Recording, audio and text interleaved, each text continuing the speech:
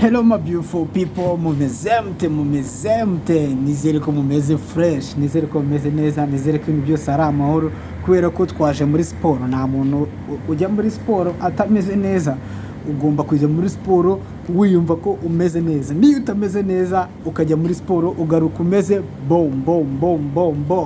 Uyu munsi rero, uyu munsi mbazaniye ikintu bita ikidandiko cy'amakuru y'imikino. Nk'ibisanzwe rero reka mbanze mbaye ikaze, nanaha respect ku bantu bakoze subscribe kubera ko hano kuri YouTube channel niho hantu honyine ushobora gusanga amakuru atari bias, amakuru agezweho mu myidagaduro, mu mikino, cyane cyane twibanda mu Rwanda. Twava mu Rwanda twinaga mu ikipe ya Chelsea mu Bwongereza, ahantu hose tureba dushwanyaguza n'abatindiye. Rero uyu munsi mfite what we call an interesting story, an interesting news, a breaking news, honorary news. This is what I'm here for. Tugiye kuganira rwose. I appreciate mbere na mbere abantu bakoze subscribe, so much respect, kubera ko ahangaha kuri TV niho honyine ushobora gusanga amakuru atariho ivumbi yo mu mikino. Turahera muri Rayon Sport kuri uyu munsi, turebe Rayon Sport amatora byagenze gute. Nituva kuri Rayon Sport by'umwihariko nk'uko musanzwe mubizi, twibanda ku ikipe ya Chelsea. Ako mbere yo kujya mu ikipe ya Chelsea, ndabanza nane mbabwire ku makuru ari hanze acaracara n'ayandi. Ubu ngubu amakipe ari mu gukina imikino y'ibihugu byabo, abakinnyi bose ntabwo bari mu makerebu, ubu bagiye mu makipe y'ibihugu. Turareba rero abakinnyi ba Chelsea bari kwitwara gute, n'utundi dukoryo twagiye tuba muri iyi minsi n'ibiri cyangwa n'uyu munsi match ziri kuba. Ndababwira live rwose scoreline uko bimeze kuba wayigereye. So nyuma yaho ndahita njya kuri Chelsea Football Club. Ndavuga ku bakinnyi babiri bonyine, ntabwo umunsi ndivuge kuri benshi. Ndavuga kuri Lavia bikeko ko afite imvune, hanyuma mvuge no kuri Moses Caicedo na Formeze. Ubundi amakuru yo mu ikipe ya Chelsea turasoreza kuri transfer. Turareba se Chelsea scouting yayo imezite muri iyi minsi, tukitegura kujya ku isoko ryo kugura abakinnyi muri uku kwezi kwa mbere. Harabura ukwezi kumwe. Ese ijisho rya Chelsea riri kureba nabahe bakinnyi bari kureba? Ese nabahe dukeneye by'umwihariko? So let's dive into our news. Ndahera mu ikipe ya Rayon Sport. Ikipe ya Rayon Sport yamaze guhitamo abayobozi mu ikipe ya Rayon Sport. Nyuma y'akajagari kenshi cyane kagiye kagaragara, ibintu bikagenda bitagenda neza, Rayon Sport noneho biragaragara ko iri ku murongo. Ndaza guha gasopo abanyamakuru ba APR FC bashaka kutudobereza ikipe, bagashaka kuzana amakuru y'ibihuha. Uyu munsi sindi bubavuga amazina, ariko ikindi gihe nzaza mpita mbavuga amazina, kuko iyo uvuze ikipe yanjye nabi nanjye mugarukaho. Nuko biba bimeze, kuko nimba ikipe imeze neza appreciate ko Rayon Sport ari ya kipe noneho ishaka kwigenga nk'ikipe, igakora project zishobora gusupporting ikipe, atari gukura amafaranga mu bafana gusa. No, tukagira ikipe iri business minded. So noneho uraje kubera ko uri umunyamakuru ufite izina rirerire, ukorera ikinyamakuru kinini, reka ariko yenda mbivuga kubera ko uzwi n'abantu benshi cyane bagukurikira, ariko kubera ufana APR ukumva ko ushaka gukurura ya audience yawe ufite, ukamesinga Rayon Sport, ukayizanamo amakuru y'ibihuha kugira ngo bagire umwiryane mu buyobozi, ari nabwo ikipe gitangira. Warangiza ukatubwira ngo ni ukubacyaha. Who are you wo gucyaha aba bantu ngiye kukubwira batowe? Mbere na mbere habaye amatora mu byiciro bibiri. Hari amatora yabaye ya board ni ukuvuga abaperezida bose bayoboye ikipe ya Rayon Sport, bose ko bakabaye baje muri iyi board. Ariko iyi board ifite umuyobozi, ikagira na vice president, ikagira na secretary general. Abo niwe ngiye kubabwira. Umuyobozi w'iyi board ni Muvunyi Paul, abafana ba Rayon baramuzi n'abakunzi b'umupira. Vice president wiwe ni Emile Rwagacondo, niryo zina rye. Apabare nimba Dr. Emile nyakubahwa, iri zina rya ryo mu Kinyarwanda rwose ntago nzi kuri pronounce, ariko uri umuntu wafashije Rayon Sport iri mu bihe bikomeye nyuma ya jenoside yakorewe abatutsi, abanyarwanda barishwe, abatutsi baribasiwe na jenoside. Niwe muntu wafashe ikipe ukongera ukayiterateranya, ukayegeranya abahunze, abasigaye bose, ukongera ugakora ikipe, ukayobora ikipe muri ibyo bihe bidasanzwe. You deserve respect. Niwe vice president wa Muvunyi Paul, umuntu wanshimishije waje muri iyi board. Niwe ngiye kubabwira umunyamabanga w'iyi board. Iyi board niyo izajya ifata imyanzuro ikomakomeye, kuko nibo twavuga nkaho mizi y'ikipe ya Rayon Sport. So secretary general ni Murenzi Abdara, mayor wacu, ni ex mayor ariko nyine twege tumwita mayor wacu kubera ko uko Rayon Sport yatsindaga twafanaga tuvuga mayor wacu. Mayor abanyenyanza bo barabizi kuko ibyishimo no mugabo yaduhaye. So yanshimishije cyane rwose ko ahubwo njye nashaka kuba president, ariko nyine ntacyo kuba yajemo muri aba ngaba, hakaza kuza noneho n'abandi twakwita abajyanama muri iyo body, aribo ba Sadate, aribo ba Fidel n'abandi. So gira kuwo bita president nyirizina wa Rayon Sport ariwe Twagirayezu Tadeo. Abantu baramuzi, ni umukiri Kigali, acuruza amakaro, ni umunyamafaranga n'amafaranga n'ibitekerezo. Ubundi ntabwo waba umukiri udafite ibitekerezo, byanze bikunze umuntu managinga amafaranga agana kuriya, ntabwo ko managinga Rayon Sport ari ikibazo. Wowe mwizereyemo rwose. Vice president we ni Muhirwa Prosper nawe na experience afite mu ikipe ya Rayon Sport. Ndakeka ko aba bagabo ko ari bangahe, kongeraho n'iriya body yabo yo hejuru nababwiye igizwe n'abaperezida bayoboye Rayon Sport, ndakeka ikipe yacu iri exciting. Bambabarire gusa bandinde aba banyamakuru bakereye inkuru. Hari igihe umunyamakuru abura icyo anenga, wa munyamakuru uri mu murongo wo kunenga gusa, yabuze icyo anenga akereya na cya kindi kitari ikibazo akakigira big, kubera ko nta kandi kazi afite, nyine ni ukunenga.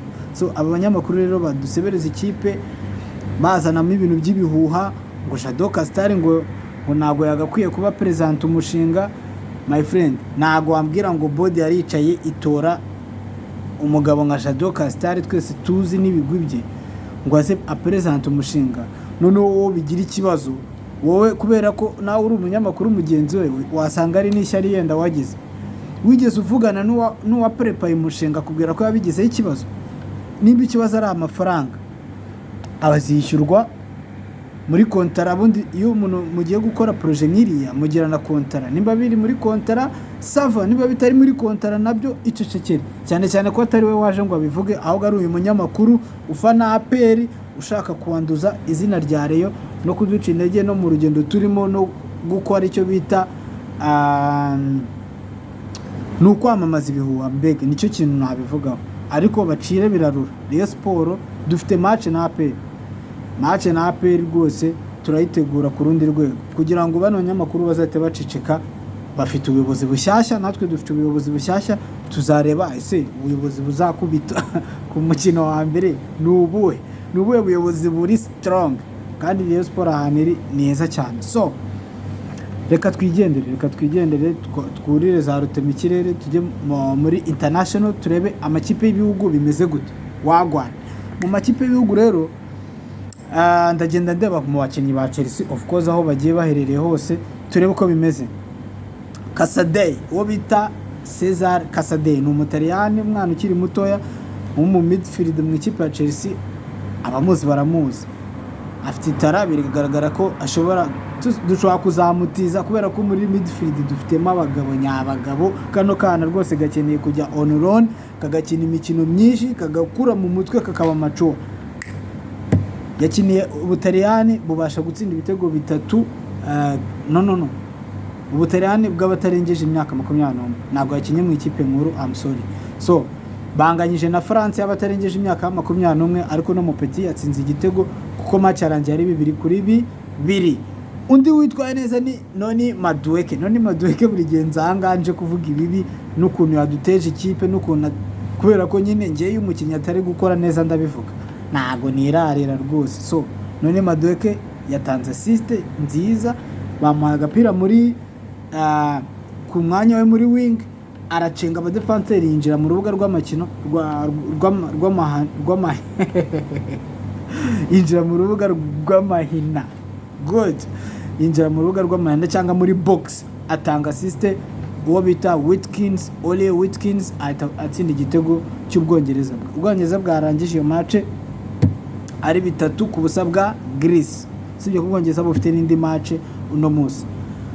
So undi ni Enzo Fernandez, we simutindaho, assist ye narayivuze, yatanze assist nziza cyane. Izi forme rero afite muri Argentine dukeneye ko azigarura nanone muri Premier League. Enzo Fernandez, reka tujye kuri Modric. Mikhailo Modric nawe yatsinze igitego, ariko ni nka atari we wagitsinze kuko n'ubundi cyabaye on goal, umudefanseri yawukozeho kijyamo, ariko nawe yari yacenze abadefanseri, akadefanseri agacenga bari bakinnye na Georgia rero irakubitwa. Georgia banze yanabatsinze, kanze ndeba ahantu match yarangiye ari 1-1, Ukraine 1 Georgia 1. So ndumva ari abo ngabo kabisa bitwaye neza. Na Pedro Neto nawe yabikoze neza, ejo yatsinze igitego kuri pass ya Cristiano. Ntago Cristiano Ronaldo yaguha pass ngo wigire ikigoryi, ntago bibaho.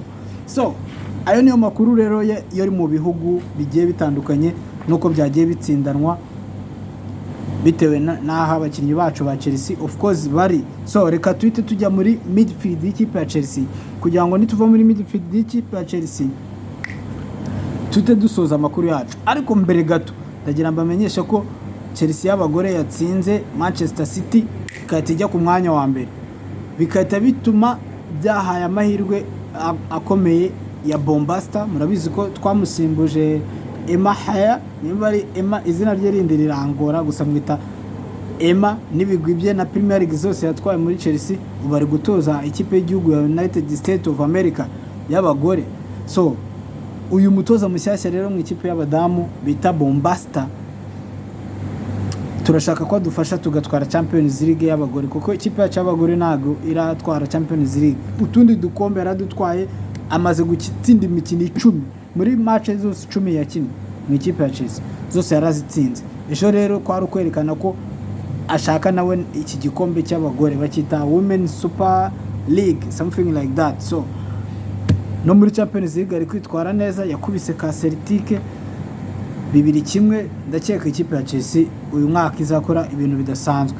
Ngiye ndeba Chelsea, abana, abamama, abapapa, none ndeba iki ko amaraso yanjye yose ari Chelsea. So twikomereze amakuru avugwa mu ikipe ya Chelsea. Biravugwa ko Romeo Lavia ashobora kuba yavunitse, kandi bifite amahirwe menshi cyane ko yavunitse. Nimba ari imvune y'igihe kirekire, nimba ari provocation ni kwa kundi umukinnyi agira ikibazo wenda nko mwivi cyangwa babara nk'ahantu, ariko atari ibintu bizatwara igihe kinini. So Lavia amakosa yo kuba yavunitse ntayashinja ikipe ya Chelsea, kubera ko ikipe ya Chelsea yabashije guprotecta Cole Palmer, yanga ko agenda mu ikipe y'igihugu, iprotecta uyu musore wanjye Malo Gusto, nawe ntabwo yigeze ajya mu ikipe y'Ubufaransa.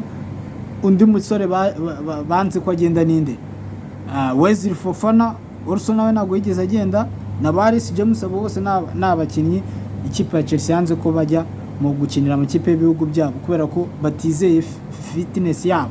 So kubera iki baretse Lavia akagenda, kandi Lavia muzi neza yuko sezishize yakinnye iminota 33 yonyine muri Premier League,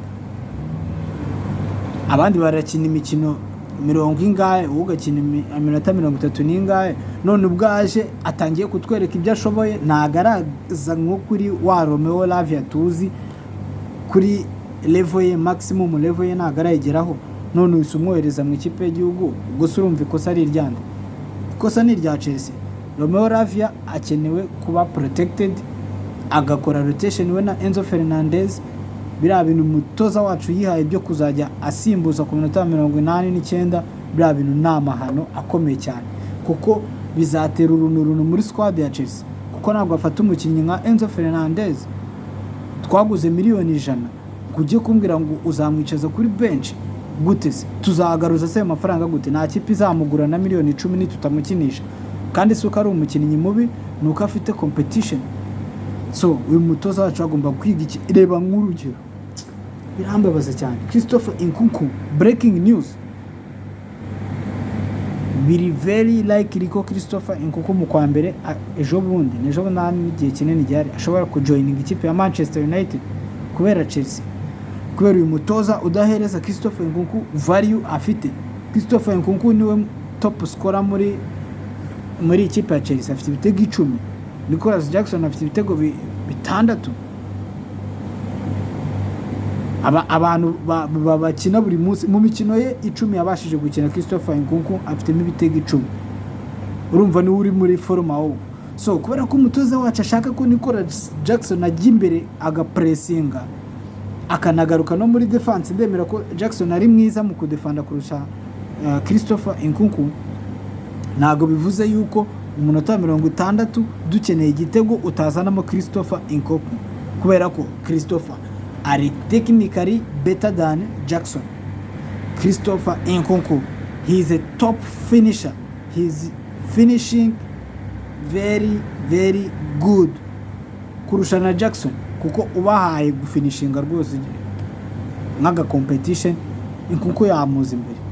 Ariko Nicolas Jackson ngo kubera ka defender, twe ntago dushaka ku defender gusa, dukeneye no gutsinda ibitego. Nko ku mukino wa Arsenal warambabaje, twari dukeneye gukubita Arsenal ukazanamo Christopher Nkunku. Saliba yari yakuye Jackson mu kibuga, Jackson ntabwo nigeze mubona. Ibya Enzo Maresca reka ndeke kujyamo in depth, ntago nshaka ino video iba ndende cyane, mureke tute dusimbukira ahubwo. Ariko reka mbanze mvuge no kuri Moses Caicedo, shout out kuri Moses Caicedo, kubera ko nubwo Ravi yari mu mvune, ngiye mfite Caicedo muri midfield nta kibazo kabisa. Wazana Enzo, wabanzamo Casadei, igihe Moses Caicedo ahari. Ubu ngubu bambwiye ngo nore umukinnyi uri most in form, atanzana abakinnyi babiri mu kipe ya Chelsea, Pedro Neto, Moses Caicedo. Abo bantu rwose shout out. So reka nikomereze mu ikipe ya Chelsea, nanasoza twigira kuri transfer. Ese Chelsea ikeneye uwe mukinnyi? Dukeneye umuwinga, dukeneye umwataka, dukeneye umuzamu, dukeneye umudefenseri. Mu byukuri umuntu atari birabyo kuza ngo uzuza abakinnyi aho ngaho umutoza najya no guhitamo abone bose bari ku rwego rumwe aburu wahitamo. Ariko buryo wicajwe n'umuntu ubizi ko akurusha biba ari byiza. Niyo mpamvu Chelsea yakora transfer imwe, yakora ebyiri, igomba kumakinga sure ko izanye umuntu uri high level yabo dufite. Ntago dushaka bunch of kids, abana b'imyaka 18 na 22 mu ikipe imwe badafite umuntu ufite experience. So kubwiyo mpamvu Chelsea scout is active mu gushaka ukuntu basinyisha Victor Osimhen cyangwa Victor Gyokeres. Bari kuvugana nabo bataka uko ari babiri. Ngiye kubwanje Osimhen ni umunyafrika, nanjye ndi umunyafrika, nkunda abanyafrika rwose, mba nanashaka ko baba benshi mu ikipe ya Chelsea. Ariko nkurikije n'uyu mutipe bita Victor Gyokeres, umujamari muri forume za hatari, singiye kubabeshya rwose, ari muri forume ziteye ubwoba. Ni igitego after goal, kandi ashobora kudefanda, ashobora kwataka, ashobora gutsinda. Gusa nanone Osimhen ndamukeneye kubera ko ni wa mwata kushyira muri box ukaba wizeye igitego igihe yaba afite abantu bamuhereza imipira myiza nkazira cross rwose. Pedro Neto ahora ashyira muri box. Reba nk'iriya passe yahaye Malo Gusto akayita hejuru y'izamu. Urambwira ko tuba dufite Osimhen tuba twaratsinze Arsenal ibitego bingana. Dukeneye umwataka. Ibyo ngibyo ndabibarekera, mugiye muri comment mbwire se ari Osimhen cyangwa Gyokeres, bose ni ba Victor. Wowe ubona Chelsea yagura nde muri aba bakinnyi babiri? Gusa ngiye twagura umwataka twagira gute? Nkeneye umuzamu. Ibintu byose twagura, ibyo twakora byose, tutarakora umuzamu muzima ntago igikombe tuzatwara. Dore aho mbivugiye ni hano, Robert Sanchez si umuntu wo kugutabara ngo utware igikombe. So mumbabarire rero mbere yuko nsoza nzajya mbanza mbahe akantu n'akantu, ubundi batwita utuntu n'utundi, ariko ngewe nzajya mbaha akantu n'akantu. Mfite agashinguracumu, mvugira ngo agashinguracumu muri record, iyo mvuze record mba mvuze ibigwi Chelsea yihariye bitoroshye ko indi kipe yari yose yabikuraho. Ngiye kubabwiramo kamwe, buri kiganiro nzajya nsohora nzajya mbabwiramo kamwe. So the longest unbeaten 86 games home match without losing, imikino 86 dukinira Stamford Bridge mu rugo tutaratakazamo n'umukino n'umwe. Indi kipe yabikoze yo muri Premier League izaze, cyangwa ubyemeza ko hari indi kipe yabikoze azaze dushyiraho amafaranga, cyangwa agende muri comment anyomoze. Chelsea niyo kipe yonyine yabashije kumara imikino myinshi iri mu rugo itaratsindwamo n'umukino n'umwe. Ndahita mbaha n'igihe byabereye kugira ngo mutagira ngo ngewe ngira speculation. Guhera mu kwa gatatu umwaka wa 2004 kugeza mu kwa 10 umwaka wa 2008 Chelsea yari itaratakaza match n'imwe at Stamford Bridge. You got it? If you know got it, forget about it.